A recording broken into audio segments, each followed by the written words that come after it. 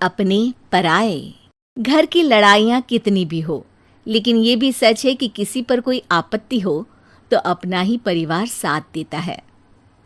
भैया, मेरे पीछे पुलिस लगी है, प्लीज मुझे बचा लो।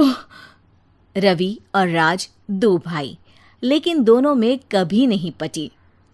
अरे क्या हुआ छोटे, क्या कर दिया तूने?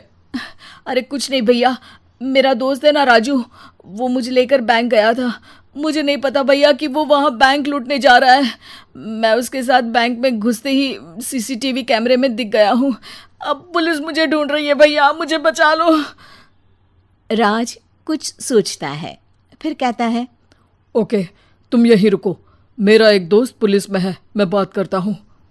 तभी वहां रवि की बीवी राज की बीवी के साथ आ जाती है।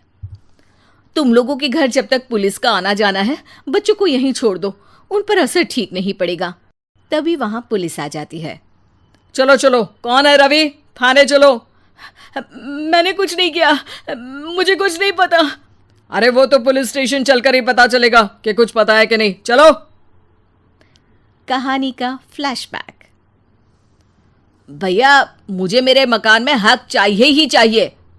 अरे लेकिन छोटे, अभी मेरे बच्चों पर काफ़ी खर्चा है, तेरी भाभी की भी तबीयत ठीक नहीं रहती, बजट बिल्कुल नहीं है कि मैं अलग होकर रहूं।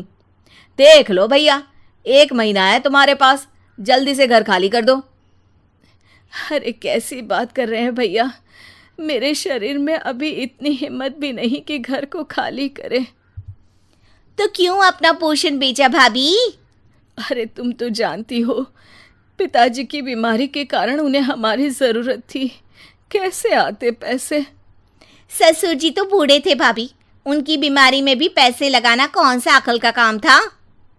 तो क्या पिताजी को मैं मरने के लिए छोड़ देता?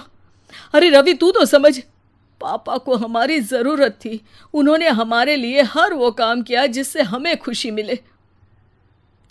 बैक टू रवि, जो जेल में बैठा है। ये मैंने क्या कर दिया था? मैं ना पिता का हुआ ना ही भैया का। मेरे साथ जो हो रहा है ठीक ही हो रहा है। तभी वहां पुलिस वाला आता है।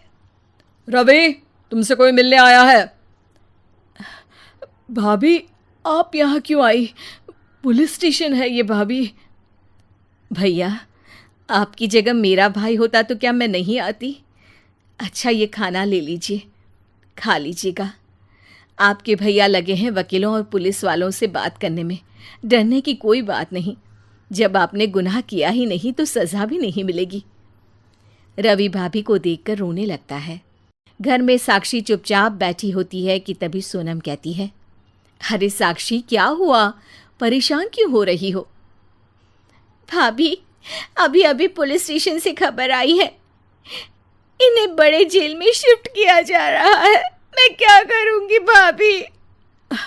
रो मत, हम अच्छे से अच्छा वकील करेंगे। लेकिन उसमें तो बड़े पैसे लगेंगे दीदी, हम इतना पैसा कहाँ से लाएंगे? अरे क्यों, ये मकान है ना, और मेरे कुछ गहने भी है। साक्षी की आंखों में पानी आ जाता है। पर दीदी, ये तो आप और भैया की मेहनत की कमाई है। पापा के बाद भी तो हम लोगों का सब खत्म हो गया था। पापा को तो बचा नहीं पाए, लेकिन भैया को ज़रूर बचा लेंगे।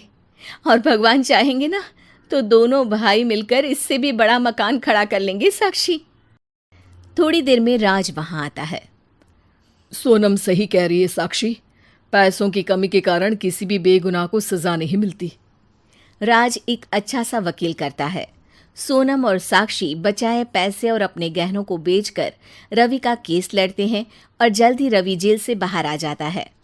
रवि राज को गले लगाकर कहता है, भैया मुझे माफ़ कर दो, मुझे साक्षी ने सब कुछ बताया है। भैया, आपने मुझ पर विश्वास किया, मेरे लिए दिन रात मेहनत की, भाभी ने अपने गहने तक बेच दिए। भैया, आपने तो पापा के लिए भी पैसे नहीं देखे, लेकिन मैं बहुत ही सेल्फिश निकला। भैया, एक आखिरी बार मुझे माफ़ कर दो, मैं शर्मिंदा हूँ। अरे भाई, अपने तो अपने ही होते हैं, पापा ने हमारे लिए क्या नहीं किया ये तुम्हें बताने की ज़रूरत नहीं है मुझे। और फिर तू तो मेरा भाई है। पैसे से बढ़कर रिश्ते होते हैं भाई।